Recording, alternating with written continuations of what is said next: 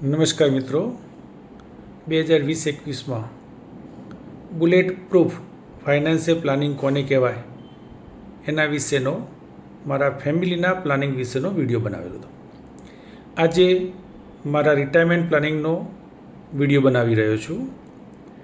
અત્યારે 2026માં ઓગસ્ટ મહિનામાં મારી ઉંમર 51 વર્ષ છે. અત્યારે મારા રોકાણનું કુલ મૂલ્ય 1,06,80,000 છે. અત્યારે સેન્સેક્સ 76,900 આસપાસ છે.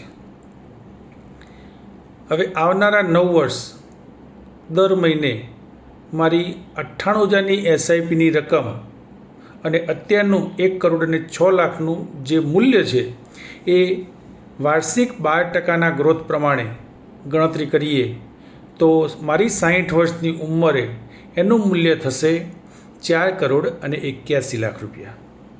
હવે 60 વર્ષની ઉંમર પછી જો મારું રોકાણ સંપૂર્ણ બંધ કરી દઉં છું અને મારા આ ફંડને 12%ની જગ્યાએ 8%ના બજારની વધઘટની અસર ઓછી થાય એવા ફંડમાં પણ જો ટ્રાન્સફર કરું છું અને 60 વર્ષની ઉંમર પછી દર મહિને 1,50,000 એટલે કે 1.5 લાખ પેન્શન તરીકે લઉં અને દર વર્ષે આ માસિક પેન્શનમાં 10,000નો વધારો કરું એટલે કે 61મા વર્ષે દર મહિને 1,50,000, 62મા વર્ષે દર મહિને 1,60,000, 63મા મહિને દર મહિને 1,70,000.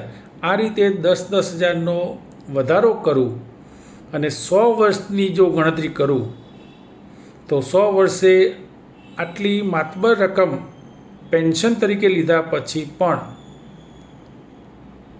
મારા ખાતામાં બેલેન્સ અંદાજે 21,56,00,000 રૂપિયા પડી રહેશે.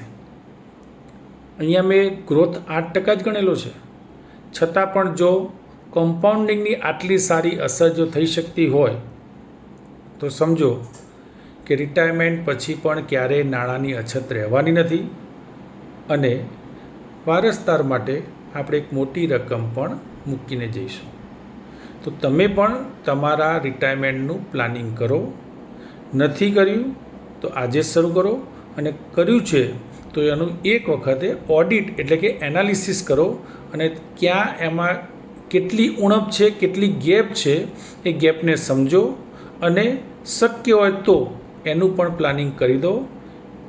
ક્યાંક દરેક વ્યક્તિ સમયાંતરે રિટાયર્ડ થવાના છે.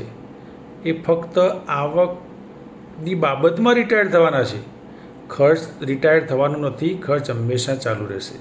તો આપ પણ આપના રિટાયરમેન્ટના આયોજન માટે કશિશ ફિનસર્વનો સંપર્ક કરી શકો છો.